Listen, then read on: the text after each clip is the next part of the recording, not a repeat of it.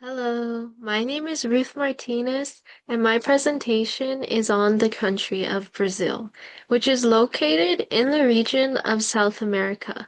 The topic I'm speaking about is environmental degradation in Brazil, and I'll be talking about deforestation.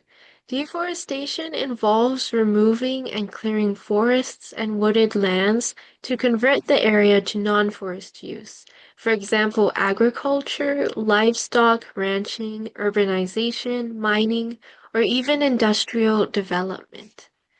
Deforestation is known as one of the biggest environmental issues of our lifetime, and the problem of deforestation continues to plague Brazil's Amazon rainforests till this day.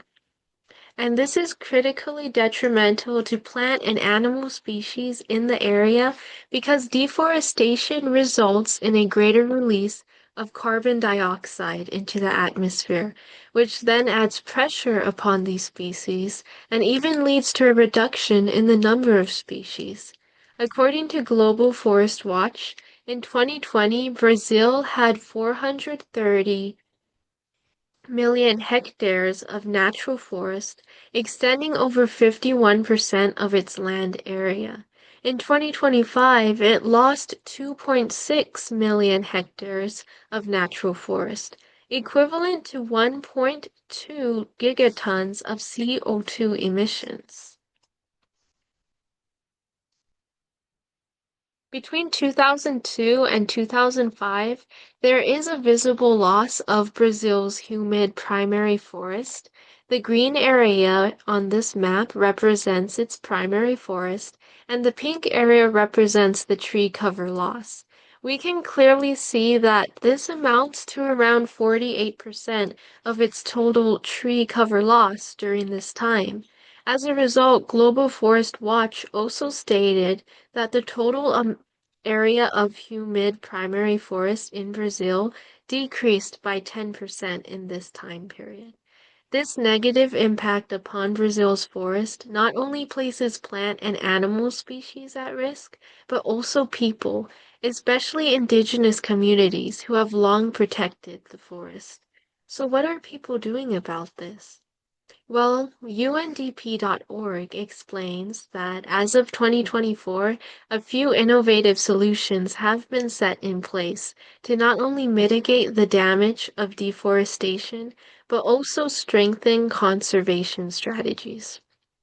One such strategy involves the state of Para, which signed an agreement with the LEAF Coalition for 180 million US dollars in emissions reductions through deforestation and forest degradation projects. This is known as carbon finance, and it plays a key role in providing states like Para with the funds to reduce emissions and protect the forests. Para has also aimed to not only cut greenhouse gas emissions, but also focus on creating sustainable industries around the forests, such as the bioeconomy.